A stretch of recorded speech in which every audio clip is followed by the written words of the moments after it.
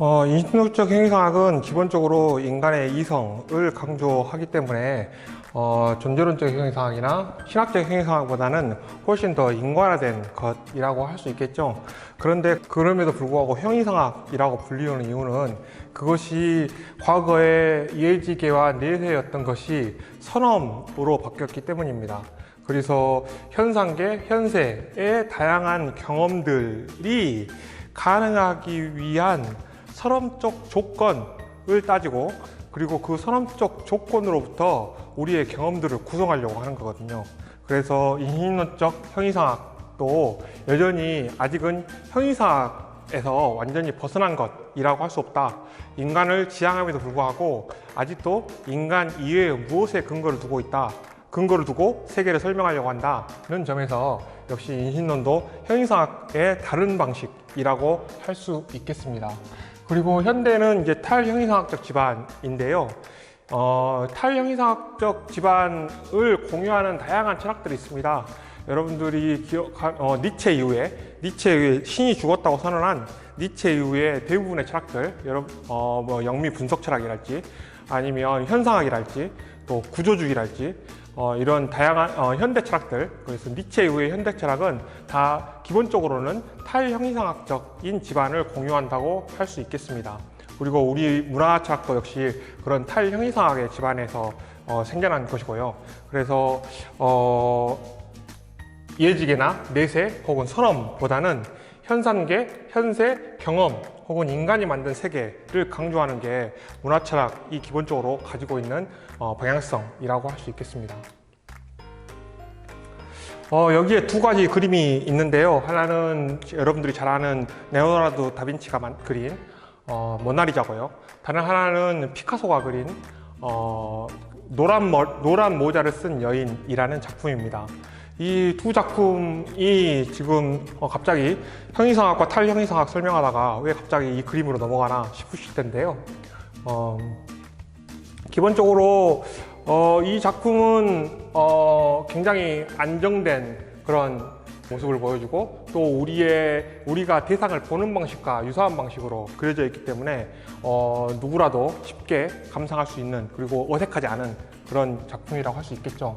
그런데 지금 이 작품에서는 지금 한 명인지, 이 사람이 지금 두 사람이 한 명인지 아니면 두 사람인지, 또 이 눈을 보면 이 눈이 지금 정면인지 측면인지, 그리고 이게 만약 한 사람이라면 두 개의 정면으로 보이는 눈이 있어야 되겠죠. 그런데 이 눈도 지금 정면이 아니고, 눈꺼풀을 보면 정면이 아니고 눈동자는 정면이고, 또 이게 지금 눈동자가 여기 있는데 가에 이렇게 돼 있잖아요. 원래는 이렇게 되어 있지 않습니까? 이렇게 되어야 되는데 지금 역으로 되어 있고, 또 이건 지금 이게 한 사람이라면 코가 정면으로 보여야 되는데 측면으로 보이고, 또 입술은 또 측면으로 보이는 그런 장면들이라고 할 수 있겠습니다.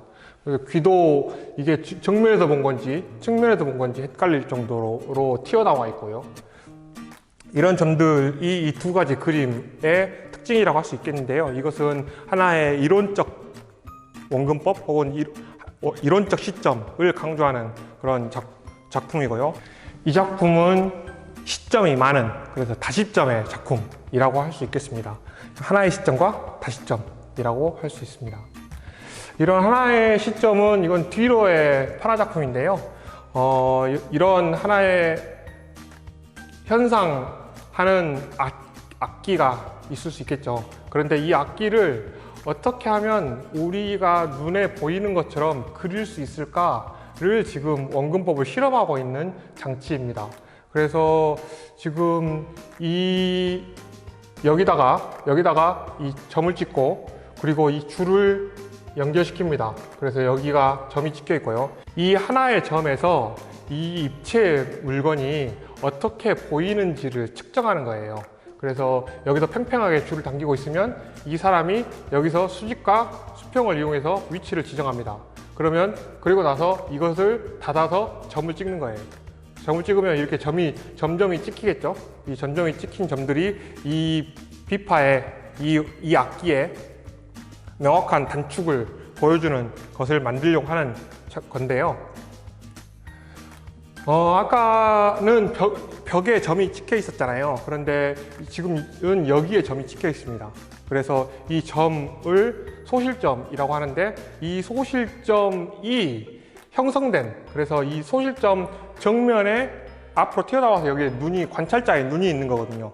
이 관찰자의 눈을 하나로 찍고 그 하나에서 이 세상의 삼라만상이 어떻게 보일까를 연구한 레오나르도 다빈치의 스케치예요.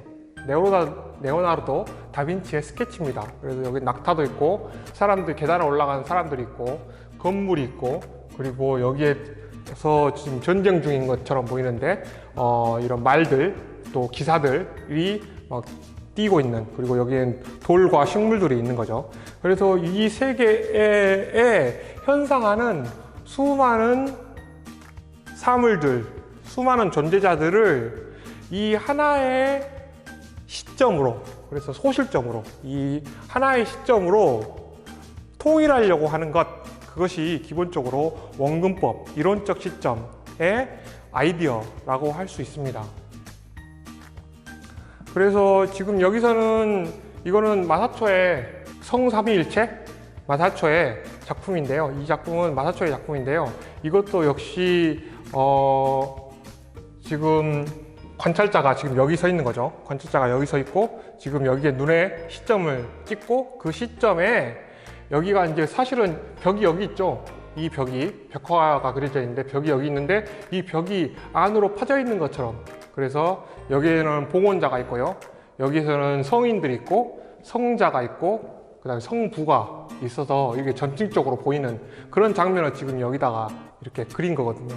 그린 건데, 이것도 역시 이 세상에 있는 모든 것을 하나의 시점을 찍고, 마치 존재론에서 예지계를 하나로 찍고 이 세상을 설명하려고 했던 것처럼, 마치 신학에서 내세를 하나의 점으로 찍고 현세를 설명하려고 했던 것처럼, 또 인식론에서 선엄을 경험 이전에 경험이 가능하기 위한 선엄적 조건을 찍고 그 점으로부터 경험 세계를 설명하려고 했던 것처럼, 원근법도 이런 하나의 점으로부터 이 세상에 있는 모든 삼라만상을 하나로 통합하려고 하는 그런 회화의 방식이라고 할 수 있습니다.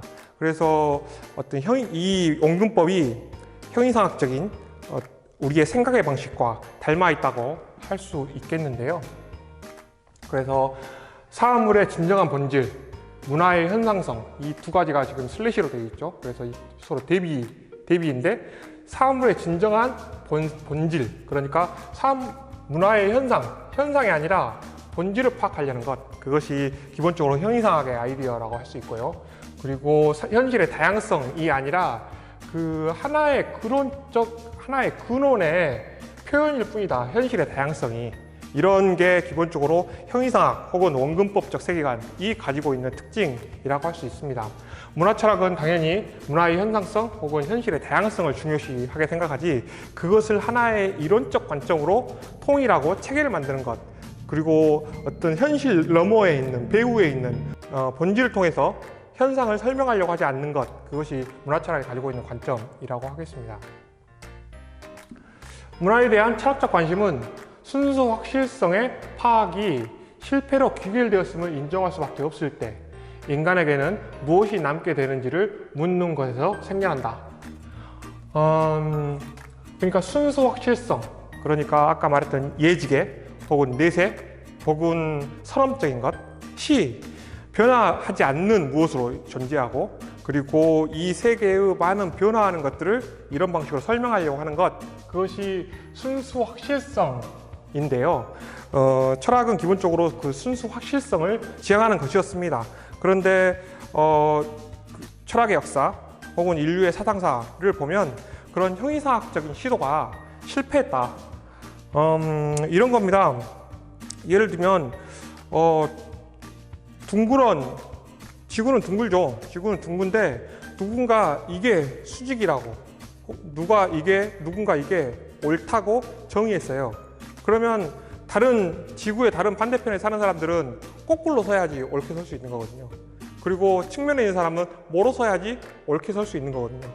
그래서 하나의 오름을 규정하면 다른 많은 그런 하나의 오름을 규정하는 것이 다른 존재자들에게는 엄청난 폭력일 수 있다는 것, 그리고 이런 설명 방식이 그래서 오히려 폭력의 씨앗이 될 수 있다는 것, 이런 인류의 사상사는 이런 하나의 순수한 확실성이 오히려 인간에게 큰 폭력이 될 수 있다는 것을 파악했고, 또 그것이 실패로 귀결될 수밖에 없었다. 그리고 그것을 인정할 때 인간에게는 무엇이 남게 되는가, 이런 질문이 생겨난다는 거죠. 철학적으로 문화를 다루는 작업은 환원주의적인 도식이나 최종적 확실성을 기대하는 도식을 포기하고, 그래서 환원주의적 도식 혹은 최종적 확실성, 이런 것들이 아까 앞에 말했던 형이상학적 집안에서 시도했던 것이라고 할 수 있습니다. 기대하는 도식을 포기하고 그 대신에 문화 세계의 우연성과 풍부함에 관심을 두는 용기를 전제하고 있다. 그래서 우연성과 풍부함, 아까 그 피카소의 그림에서 보면 어떤 원칙과 원리가 없는, 시점이 하나가 아닌 여러 가지 시점을 찍었기 때문에 그것들이 하나의 그림으로 겹쳐지면서 생기는 혼란스러움, 이 혼란스러움이 기본적으로 형이상학 혹은 철학은 싫었던 거예요. 그래서 어떤 확실성과 하나로 설명하는, 어떤 하나의 원리로 설명하는 것을 시도했던 거거든요. 그런데 문화철학은 그런 시도를 포기하고 오히려 피카소의 그림이 혼란스럽지만 그런 방식으로 이 세계의 우연성과 풍부함을 훨씬 더 잘 생각해 볼 수 있다는 전제에서 출발하는 겁니다. 이런 방식으로 말이죠. 그래서 다양한 시점을 인정하는 것 혹은 우연성과 풍부함을 인정하는 것은 한편으로는 계속 확실성을, 또 확정할 수 없는 무엇을 인정할 수밖에 없는 상황인 거예요. 그래서 여러분들은 만약에 누군가 약속을 잡았는데 몇 시에 만나게 라고 하지 않고 애매하게 말을 해놓으면 되게 힘들잖아요. 그런데 그 힘듦을 참는 것이 탈형이상학적 집안이라고 할 수 있겠습니다. 그래서 이런 어떤 혼란스러움을 참는 것, 그리고 결코 통일시키려고 하지만 그렇다고 해서 문화철학이 무엇인가를 설명해 보려고 하는 것 자체를 포기하는 건 아니에요. 그런데 그 배후에 무엇이 있고 하나의 원리로 모든 걸 설명하다는 그 전제를 포기하는 거죠. 피카소도 역시 그런 다시점을 통해서 이 세상의 혼란스러움과 이 세상에는 사람의 숫자만큼 많은 시점이 존재하고 그 시점을 인정할 때 이렇게 그로테스크한 화면이 될 수밖에 없지만, 그럼에도 불구하고 그것이 하나의 더 아름다운 화면을 구성할 수 있다는 것이 피카소가 우리에게 주는 공헌이고 인류에게 선사한 기여라고 할 수 있습니다. 이것은 이제 1851년에 런던 세계 박람회인데요. 잘 아시는 것처럼 유리로 이 런던의 세계 박람회에서는 런던이 자국의 어떤 기술, 과학과 기술의 결합한 과학기술의 능력을 발휘하기 위해서 사람들을 모아놓고 또 세계의 수많은 곳에 상품들을 진열하고 또 그 화려함을 보여주기 위해서 유리를 키워드로 잡아가지고 수정궁을 지은 거거든요. 그래서 과거에는 대리석으로 지어야 했던 건물에 대해서 완전히 생각을 전환시키고 유리로 집을 지을 수 있는 그런, 또 안에 유리는 가볍기 때문에 안에 아주 거대한 공간을 만들 수 있는, 돌은 무겁기 때문에 안에 공간을 만들려면 그 많은 기둥들을 세워야 되거든요. 그래서 공간들이 조각조각 나는데 지금 수정궁 내부는 이렇게 넓게 터져 있죠. 이건 철제와 유리만을 이용해서 가볍게 지었기 때문에 그렇습니다. 그래서 사람들이 이 최초의 세계 박람회를 보고 아주 큰 충격을 받았겠죠. 또 프랑스 1855년에 열린 프랑스 박람회도 마찬가지입니다. 여러분들이 잘 아는 에펠탑이 바로 이 박람회를 들어가기 위한 입구거든요. 그래서 이 입구를 통해 들어가면 이런 각국의 어떤 산업시설들 혹은 산업상품들 또 그것들을 생산하는 기계들이 전시되어 있는 그야말로 인간이 당시에 축적한 모든 과학과 기술을 총결합한 박람회였거든요. 그래서 각국이 보여줄 수 있는 최고의 것을 보여주려고 했고, 사람들이 이 곳에 가서 두 명의 사람이 뭔가 완전히 변했다, 뭔가 과거에 우리들의 어떤 사상사가 혹은 철학이 흘러온 방향과 완전히 단절되는 무엇인가가 지금 생겨나고 있다고 생각했습니다. 그래서 잼퍼라는 건축이론가는 영국 런던 박람회에 가서 이제는 예술, 산업, 과학은 스스로에게 문화철학적 물음을 던져야만 한다.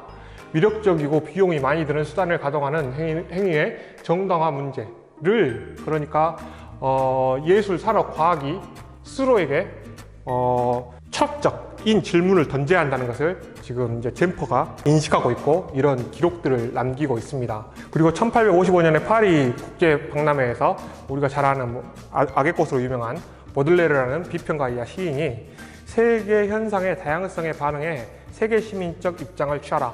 그러니까 이 파리 만국 박람회에 가가지고 아주 진기한, 또 세계에서 각국이 가지고 있는 모든 역량을 집중한 전시회에 가서 이게 과거로부터 뭔가 이게 단절됐구나.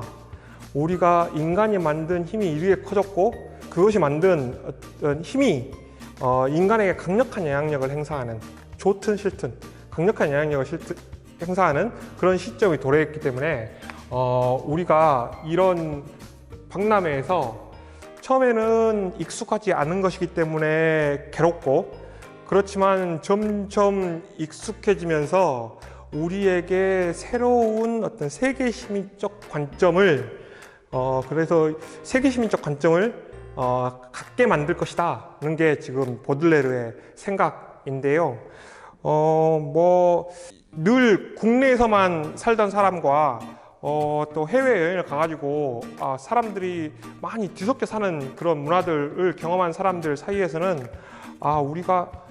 내가 이 좁은 땅덩어리에서 나하고 비슷한 생각을 공유하고 있는 사람들하고만 아웅다웅하고 살았구나 하는 생각이 들 것 같아요. 저는 그렇더라고요. 저는 이제 유럽 여행 가보면 거기에서 사람들이 그야말로 세계 시민적 관점을 가지고 국적과 인종 혹은 언어를 초월해서 뭔가 자유롭게 소통하고 있는 것 같은 느낌? 근데 우리는 당장 중국이나 일본하고도 소통이 잘 안 되잖아요. 또 늘 이런 나하고 비슷한 생각을 가지고 있는 사람들 사이에서 여기에서 좀 더 나은 자리를 차지하기 위해서 노력해 왔던 것이죠. 그런데 저는 해외여행 갔을 때 그런 것들을 많이 느꼈는데 지금 그보다 훨씬 더 강력한 자극을 지금 보들레르는 증언하고 있습니다. 관람자는 자기 자신 안에서 변화를 일으킬 것을 요구받고 있다는 것이죠. 그리고 이제 이런 증언들이 있었는데, 그리고 나서 바로 2차 세계대전이 똑같은 힘으로, 그러니까 만국 박람회에 집약되었던 각국의 힘이 똑같은 동일한 힘과 논리로 이런 2차 세계대전을 일으켰기 때문에 또 많은 비관적 진단들이 있었습니다. 그래서 인간의 문화의 힘에 대한, 또 그 문화의 힘에 대한 철학적 성찰을 요구하는 문화철학에 대해서 굉장히 비관적인 공격들을 많이 퍼부었어요. 그래서 문화철학이 초기에 형성되는 시점에 굉장히 난관을 많이 겪었던 거죠. 그래서 2차 세계대전이 19세기 중반에 낙관적 확신, 그러니까 아까 말했던 런던 박람회나 파리 박람회, 파리 만국 박람회에서 사람들이 가졌던 낙관적 확신이 좌절됐고, 인간이 형성한 문화에 대한 비관이 팽배해졌죠. 그리고 인간의 문화와 인간의 대립, 인간의 문화가 인간과 대립하고 있는 것처럼 보이는 그런 상황을 연출했습니다. 발레리는 이렇게 말했는데요. 시인 발레리는 이렇게 짧은 시간에 그렇게 많은 사람을 죽이기 위해 많은 지식이 필요했는가는 것이죠. 그래서 문화철학적, 저는 이제 어떤 세계 만국박람회, 또 그 만국박람회를 중심으로 변화하는 유럽의 생활상, 또 유럽의 어떤 생산력이 문화철학을 태동하게 했는데, 동일한 힘이 또 1, 2차 세계대전을 불러왔기 때문에 문화는 그야말로 인간이 만든 문화라는 것은 그야말로 양날의 검일 수 있는 것이죠. 그래서 오히려 그렇기 때문에, 그러니까 1, 2차 세계대전 이후로 문화철학에 대한 필요성을 생각한 사상가들이 굉장히 많은 비판에 직면했는데, 그러면 오늘날 시점에서 생각해 보면 오히려 그렇기 때문에, 그래서 인간의 문화가 인간을 더 큰 불행으로 혹은 죽음으로 혹은 완벽한 문화의 파괴로 이끌 수도 있다는 그 위험성 때문에라도 저는 문화철학이 중요하다고 생각하는데요. 그래서 문화현상에 대한 개방적 태도, 기존 신념을 파괴하고 넘어섬, 그리고 인간이 만든 유한한 세계를 이해하기 위한 대화, 이런 것들이 문화철학의 기본적인 태도라고 할 수 있겠습니다. 오늘은 형이상학적 기반의 철학, 그리고 탈형이상학적 기반으로의 이동, 그리고 그 탈형이상학의 기반에서의 하나라고 할 수 있는 문화철학에 대해서 살펴봤습니다. 그리고 인간이 만든 강력한 기술과 과학이 결합한 인간의 강력한 힘, 그리고 그 힘으로 동시에 인간의 문화를 파괴할 수 있는 가능성, 이것들을 목도했다는 것에 대해서 말씀드립니다. 기본적으로 계속 말을 해야 되는데 빼먹고 가는 게 있는데요. 문화철학은 완전히 어떤 학문의 분과로 정립되게 된다고 보기는 어렵습니다. 계속 형성되어 나가고 있는 것이죠. 그런 점들도 여러분들이 염두에 두었으면 좋겠고요. 오늘은 이렇게 마치겠습니다. 고맙습니다.